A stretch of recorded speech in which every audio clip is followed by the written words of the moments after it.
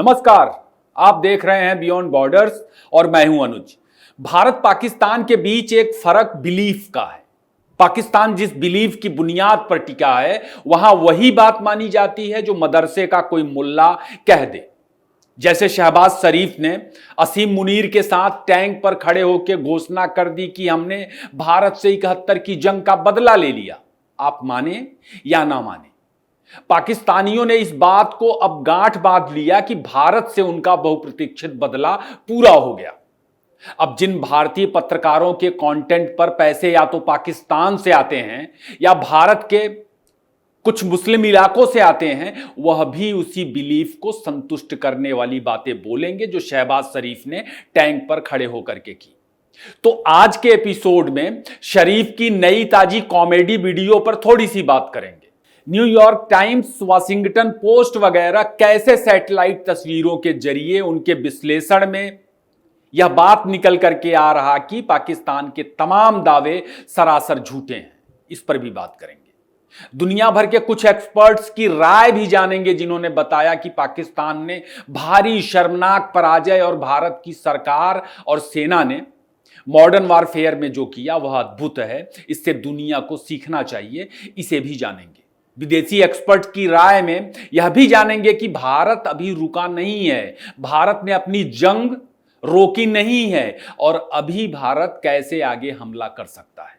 साथ ही साथ यह भी जानेंगे कि भारत की एक सदी कार्रवाई के बाद कैसे पाकिस्तान, चीन, तुर्की, अजरबैजान के लिए आफत पहाड़ बनती जा रही। एक मनोवैज्ञानिक बढ़त हासिल कर ली थी भारत के ऊपर, उसका गुब्बारा भी पूरी तरह फूट गया। अंत तक बने रहें, अपनी राय भी जरूर दें और अगर अभी वीडियो देख रहे हैं तो अनुरोध है कि इसे लाइक करके अपने कुछ दोस्तों को भी बढ़ा दें। दोस्तों, पहले बात पाकिस्तानी प्रधानमंत्री शहबाज शरीफ की। पाकिस्तानियों ने पिछले 15 दिन में दुनिया का जितना मनोरंजन किया वह अद्भुत और बेमिसाल है। टैंक पर खड़े होकर शरीफ ने जो नई कॉमेडी लोगों को दिखाई वह जीता जागता सबूत है इस बात का कि भले ही भारत ने अपनी तरफ से हमले बंद कर दिए हों, मगर लाहौर और इस्लामाबाद पर भारतीय सेना और प्रधानमंत्री नरेंद्र मोदी का खौफ अब भी पसरा हुआ है। शरीफ और मुनीर ने सियालकोट में कहीं टैंक पर खड़े होकर पाकिस्तानियों की बिलीफ को चरम सुख देने वाला एक वीडियो शूट किया, जिसे आपने देखा होगा, और अगर नहीं देखा है तो उसे खोज करके कहीं से देखिए। इसमें शरीफ ने ऐतिहासिक घोषणा कर दी कि साहब ये लो, हमने 71 की जंग का बदला पूरा कर दिया। शरीफ के साथ मुनीर भी था।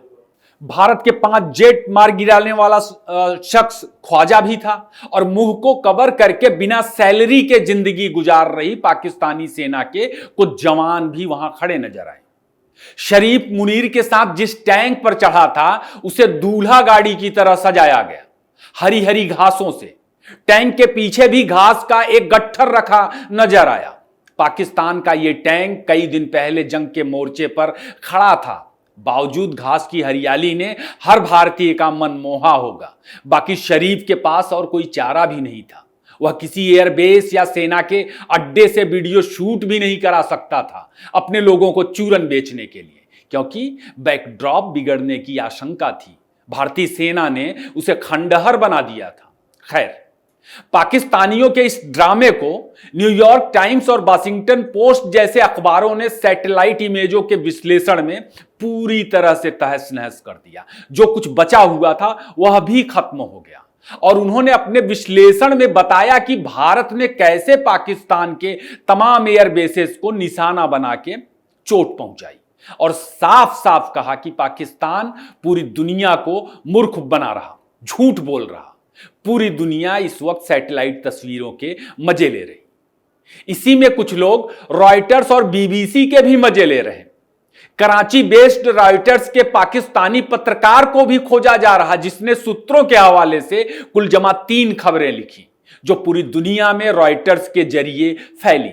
इन खबरों में बताया गया कि पाकिस्तान ने भारत के राफेल मार गिराए, S-400 को ध्वस्त कर दिया और राजस्थान, पंजाब के भारतीय एयरबेसेस को पूरी तरह से तबाह कर दिया और बहुत बर्बादी का भारत को सामना करना पड़ा।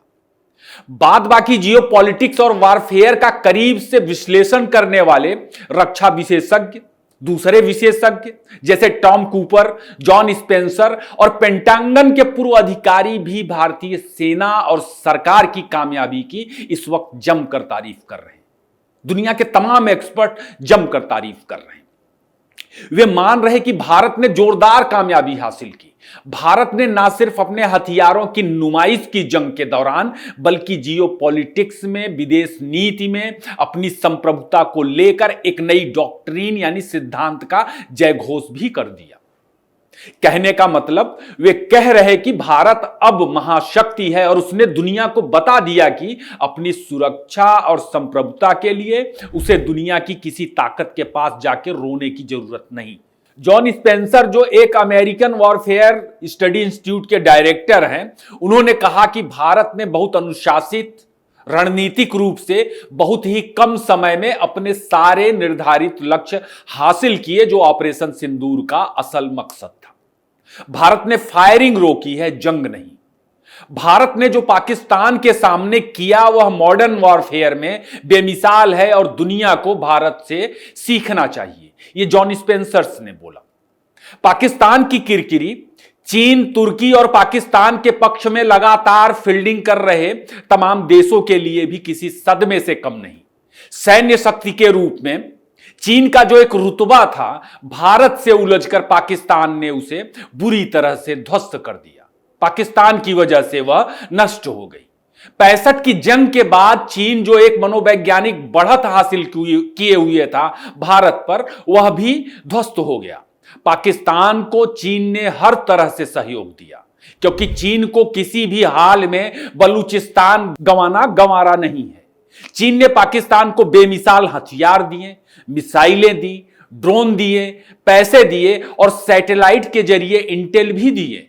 सब खिलौने साबित हुए भारत के सामने। चीन भारत से और भारत के हथियारों से आमना सामना करने की स्थिति में बिल्कुल नहीं। पूरी दुनिया ने भारत पाकिस्तान की जंग में इस बात को देखा। यह दुनिया की दूसरी सैन्य महाशक्ति के रूप में विख्यात चीन के लिए एक बहुत बड़ा झटका है। इसका असर चीन की वैश्विक साख पर पड़ेगा। इसका असर चीन के हथियारों के कारोबार पर किस तरह पड़ रहा है और पड़ा है, पिछले एपिसोड में हम लोगों ने इस पे बात की थी। लेकिन अब चीन पर दबाव भारत का ज्यादा होगा। बिना क्वाड के भी अकेले भारत हिंद प्रशांत क्षेत्र में चीन पर जियोपॉलिटिकल प्रेशर बना सकता है। साउथ चाइना सी में भी भारत अब चीन पर सीधा दबाव बना सकता है, बिना किसी को साथ लिए हुए, और अपना क्षेत्रीय संतुलन, क्षेत्रीय हित साध सकता है। फिलीपींस, वियतनाम भारतीय हथियारों के बड़े खरीदार हैं। तिब्बत, ताइवान पर भी भारत ज्यादा कारगर तरीके से चीन पर दबाव बना सकता है इस पॉइंट से। और चीन विरोधी देशों के लिए भारत की हैसियत आज की तारीख में और ज्यादा बढ़ गई। चीन पर भारत के दबाव का असर भी उसके फैसलों में दिखने लगा है। अगर आप गौर करेंगे तो भारत के कई इलाकों को चीन ने अपना बताया और उनका नामकरण किया। जिस वक्त चीन ये कर रहा था, बलूचिस्तान में एक गुट की तरफ से बलूचिस्तान के आजादी की घोषणा कर दी गई। जाहिर है कि भारतीय क्षेत्रों के नाम बदलने और बलूचिस्तान की आजादी की घोषणा प्रतीकात्मक है, लेकिन यहां भी दिखता है कि चीन पर भारत अभी भी बढ़त बनाए हुए है।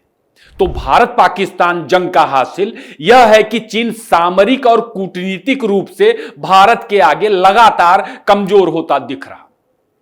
यही हाल तुर्की का भी है। इसे कांग्रेस की प्रेस कॉन्फ्रेंस के वीडियो से भी समझा जा सकता है, जहां जयराम रमेश से तुर्की के बायकॉट को लेकर सवाल पूछा गया तो उन्होंने माइक पवन खेड़ा की तरफ सरका दी। पवन खेड़ा ने फिर माइक जयराम रमेश को दिया और जयराम रमेश ने एक बार फिर खेड़ा के पाले में गेंद डाल दी कि वे जवाब दें। आखिरकार पवन खेड़ा को कहना पड़ा कि वे इस सवाल पर बाद में बात करेंगे, क्योंकि कांग्रेस के पास तुर्की को लेकर कोई स्टैंड ही नहीं। तुर्की को भी कांग्रेस के नेताओं की तरह कुछ समझ नहीं आ रहा। पाकिस्तान को लेकर उसका प्रेडिक्शन जो उसने किया था बेकार गया। आपको याद होगा जब भारत पाकिस्तान के बीच जंग शुरू नहीं हुई थी, पाकिस्तान में तुर्की का एक कार्गो पहुंचने की खबर सामने आई थी, जिस पे तुर्की ने सफाई दी कि वह पाकिस्तान की कोई मदद नहीं कर रहा। लेकिन जब लड़ाई शुरू हुई तो ना सिर्फ तुर्की के हथियार दागे गए पाकिस्तान की तरफ से, बल्कि तुर्की सेना के ऑपरेटिव्स ने भी पाकिस्तान की तरफ से जंग में भारत के खिलाफ हिस्सा लिया। ऑपरेशन सिंदूर में 2 तुर्की भी मारे गए। चीन, तुर्की और पाकिस्तान के गठजोड़ को लगा था कि भारत के खिलाफ यह जंग इस बार निर्णायक है। अब देखिए, जंग खत्म होने के बाद तुर्की अजरबैजान का भारत में भारी विरोध हो रहा है, जो कि स्वाभाविक है। तुर्की का विरोध इस वक्त भारत में जन आंदोलन का रूप लेता जा रहा। भारी पैमाने पर लोग तुर्की के बायकॉट की अपीलें कर रहे। भारत की कई कंपनियों, कारोबारियों ने तुर्की के साथ कारोबार रोकने की घोषणा तक कर दी। टूरिज्म की भारतीय कंपनियों ने तुर्की के अपने टूर प्लान कैंसिल कर दिए जो पहले से बुक थे। लाखों की संख्या में लोग तुर्की जाते हैं भारत से। दिल्ली में तुर्की दूतावास से कुछ तस्वीरें आई हैं। इनमें तुर्की का वीजा काउंटर लगभग खाली दिख रहा है। इक्का दुक्का लोग, 1 या 2 लोग वहां पर दिखे हैं। अजरबैजान, जिसकी जीडीपी का 10% टूरिज्म पर टिका है, उसका भी भारत में विरोध किया जा रहा है। यहां तक कि जेएनयू ने भी, जवाहरलाल नेहरू विश्वविद्यालय, उसने भी सुरक्षा वजहों का हवाला देते हुए तुर्की की यूनिवर्सिटी के साथ जो करार था उसे फिलहाल होल्ड पर कर दिया है।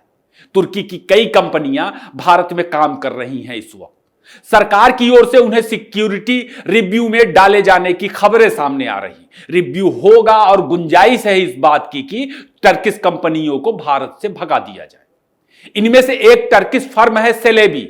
यह हवाई अड्डों पर सेवा देती है, जिसमें देश के महत्वपूर्ण हवाई अड्डे शामिल हैं। अब इसके रिव्यू किए जाने की भी संभावना है और ऐसा कहा जा रहा कि इसे भारत से बाहर भगा दिया जाएगा।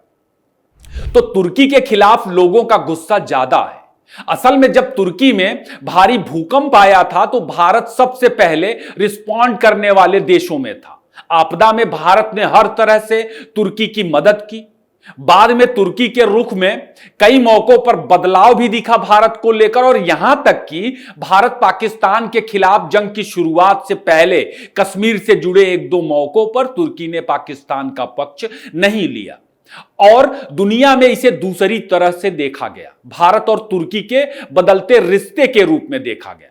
भारत ने भी तुर्की के पड़ोस में जैसे साइप्रस, ग्रीस और आर्मेनिया में डिमांड के बावजूद घातक हथियारों की खेप में कमी की। मगर जंग में पाकिस्तान के साथ जिस तरह तुर्की ने पाकिस्तान के साथ खड़े होकर भारत की पीठ में छुरा घोंपा, भारतीय इस बात को पचा नहीं पा रहे हैं और तुर्की को भी पाकिस्तान की तरह एक शत्रु देश के रूप में ले रहे हैं, देख रहे हैं। पाकिस्तान का साथ देकर चीन की तरह तुर्की को भी दोहरी मार इस वक्त झेलनी पड़ रही। एक तो उसके ड्रोन का बाजार पूरी तरह से तबाह हुआ ही साथ तुर्की भारत के साथ जो कारोबारी लाभ पाता था, अब उस पे भी नुकसान के बादल मंडरा रहे। हालांकि अभी सरकार की तरफ से या सरकार ने अभी तुर्की के साथ कोई बड़ा कूटनीतिक फैसला नहीं लिया, मगर तमाम कारोबारी घराने, कंपनियां और लोग अपने अपने स्तर पर तुर्की का विरोध करते नजर आ रहे हैं।